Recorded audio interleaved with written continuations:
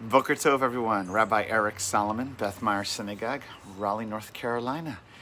Little more morning Torah. So this week's Torah portion here in the diaspora is Behar. We are receiving this Torah portion from the book of Leviticus, and it has a few themes in it, but the big ones are about the sabbatical year and the Jubilee. Sabbatical or Shemitah, or also the 7-year cycle of Shemitah. That 6 years we work the land, and the 7th year we're told to hold back, let the land lay fallow. And then on 7-year cycle, the Yovel, and the 49th year, we stop and go into the 50th year, and we actually do more than that. We actually return and land back to its original owners and let all slaves back and historically go free, things like that. So I'm just going to put this aside that many scholars would tell you that the Shemitah and the sabbatical year, Shabbaton, and issues around the Jubilee year, it may have never actually been put to real life practice.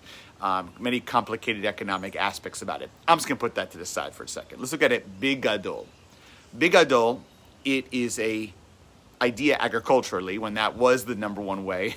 Certainly in ancient society, one made a living, lived a life, and able to make a society, commerce, everything based on one's land ownership and ability to cultivate land. We were told to hold back and to stop. And the question I want to ask is, which was already asked by Rashi, the great rabbi from France, 1,000 years ago. So why is this specific mitzvot, these commandments around agricultural restraining or holding back, given and specifically mentioned? They're given on Har Sinai, on Mount Sinai.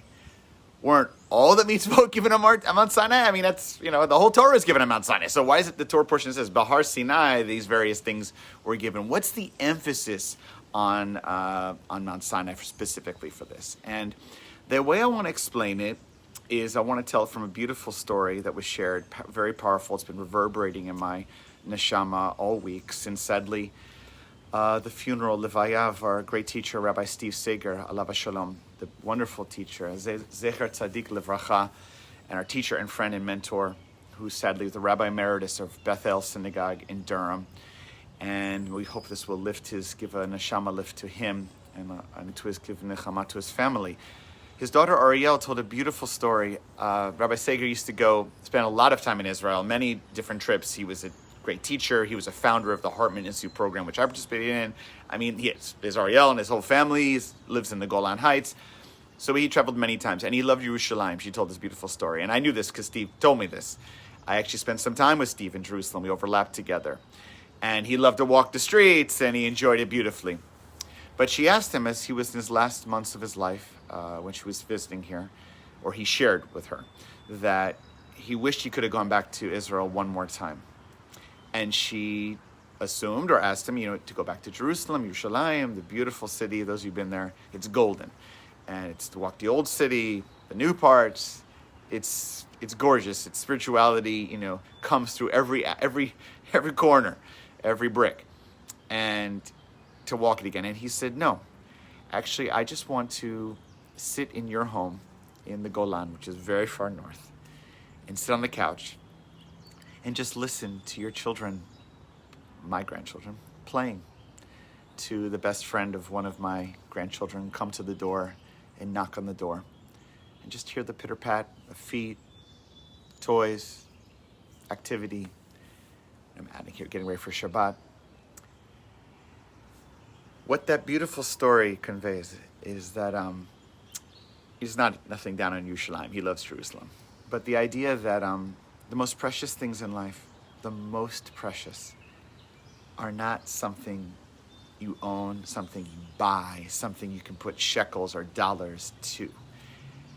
I remember I was in college, and I remember a teacher once brought a sticker on the board to talk about an issue in one of our classes, and there was a bumper sticker going around. It said, "The one who dies with the most toys wins."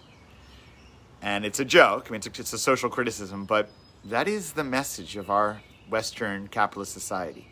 And I'll come back to a second, because there's some positives to that message. But when it's out of balance, this idea that everything, you are what you own, the more things you have, the happier you'll be. Your life will be more meaningful if you could just have a bigger house, a bigger car, the latest one, more toys. those things, they may be precious in terms of their number of how much it costs, but they're not precious when it comes to meaning, spirituality, God, and life. That's not what's precious. In your last months, nobody asked to have the new car, or really asked for that. They want is more time. Time technically is free, kind of. Time technically, love. The greatest things in life are precious, but they're technically free. Love, relationship, hearing the sound of the pitter-patter of children, community. Sadly, in our community this week in Beth Meyer, we had a death and a shiva. And the family responded and shared with me they just were so overwhelmed with the love of their friends, of the Beth Meyer community that came out for them, even with COVID, to give them love and support. Technically, that love, that support, that reach out, it's free. It's technically free. Doesn't cost anything. But it's more precious than rubies, right? That's what we understand, is that the greatest blessings in life, they take time, they take investment, they take work.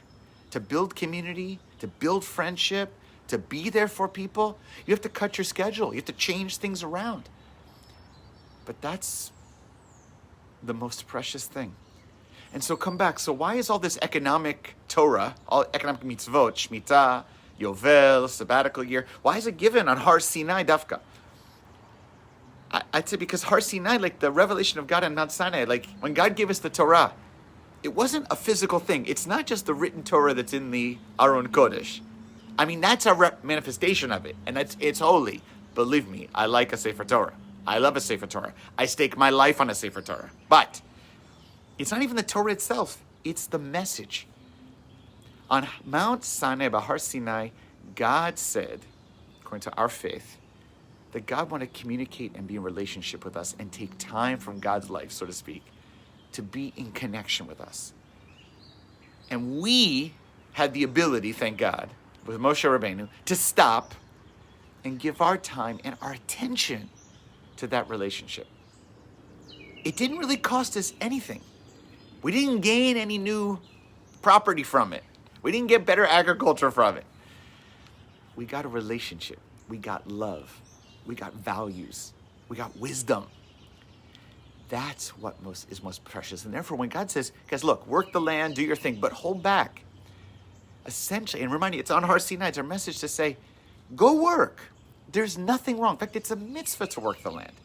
Do it 6 days a week, 6 years out of 7, 49 out of 50, right? But hold back, because if you become so obsessed on agriculture, on accruing things, on ownership, you're going to miss the point of what life's really about. It's not just about happiness even, although that's part of it, what makes you happy. It's about a life well lived, a meaningful life. A meaningful life is not just one about accruing and contributing, but that is important. No one's saying it's not, in fact, it's a mitzvah. Yes, but it's also about knowing when to hold back. That in the middle of life, when things are challenging and someone dies, I got to stop. I got to sit Shiva. I got to show up for others for Shiva. That's free, but it takes discipline, it takes love, it takes relationship, it takes commitment, it takes holding back. That's what I was given on Mount Sinai. Because Mount Sinai was a moment where God dedicated God's attention towards us and we back towards God. And so too with these cycles. We're going to have to hold back from the economics and the running and the doing and the accruing and the obtaining for the sake of giving attention to the people and the things and the values that mean the most.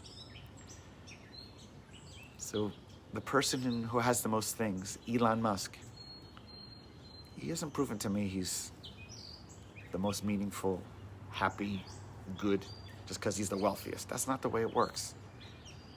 The person who's willing to hold back, who's willing to dedicate with people, give love, connect, attention, that's what the Torah is saying is ultimately a life well lived. It's a balance. But if you can't hold back and focus on the things that matter, then you look back on your life and sadly you'll say, I missed what was free, all there, free, all around. I didn't take advantage of it. And when things get challenging, when things are beautiful, when you have a celebration, it doesn't cost anything to have people put you up in the chair and dance the hora. But you won't have people holding the chair if you don't take time to hold back and be there for your friends and family. That's what it's about. You want to have community? You got to invest in community. Want to have people there to be for you in times of challenge? You got to do that for others too.